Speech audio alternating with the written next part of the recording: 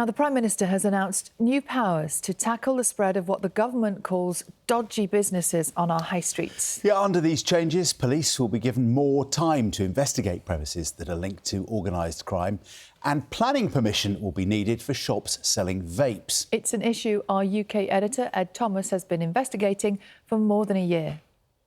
Some gram of cocaine bought on the high street. Cocaine, cannabis, prescription drugs and illegal cigarettes, all for sale on this high street. Bag of weed, £30. Millions of you watched our undercover footage. Pretty cheap, I believe. Yeah. So 3 months on, we've come back to Cradley Heath to see the impact of the BBC's reporting. Bloody hell. A&E Market. We bought illegal tobacco in here. It's now been forced to close by a court order. That's the cheapest one. Here's another one, G&G Market. Lambert. Cheap Lambert, but yes. Yeah. Forced to close. Oh, look, there's one. Top G's. Closed down after our reports. Vape Express. Last time we were here, we bought illegal cigarettes. Have you got any cheap, I believe? Yeah, £5.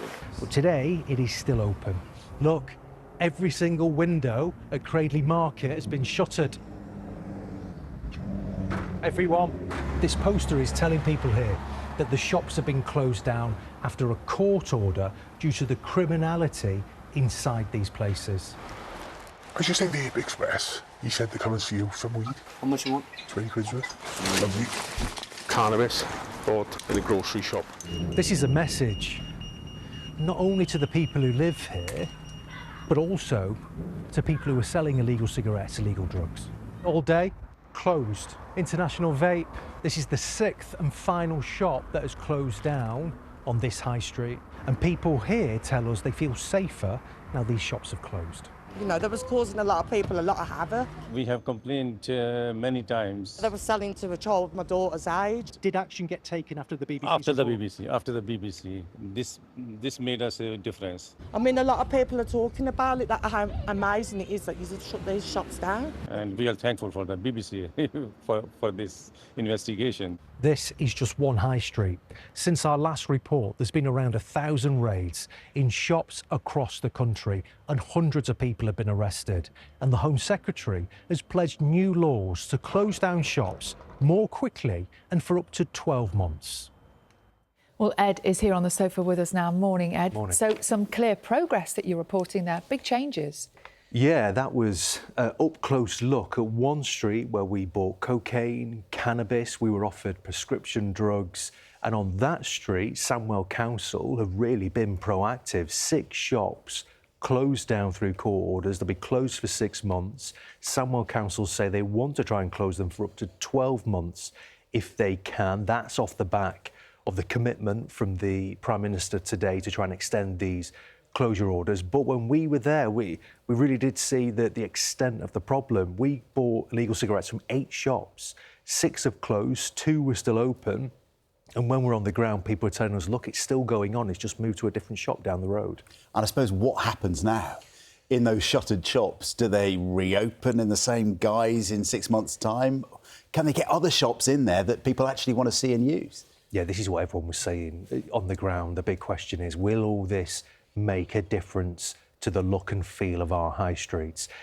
The worry is that shops, decent shops that communities, need and will love in that local area just won't come back. There are too many barriers in a time of a cost of living crisis to get them back on the high streets. And the money being made here by these organised crime networks is astonishing. We've been told some shops making £10,000 every single week from illegal cigarettes and vapes, and it's just too enticing for them to move away, and they'll just pop up further down the street. We've heard the Prime Minister talk about our high streets being hollowed out. Is that something that you've seen reflected in all of this work you've been doing? Yeah, most definitely.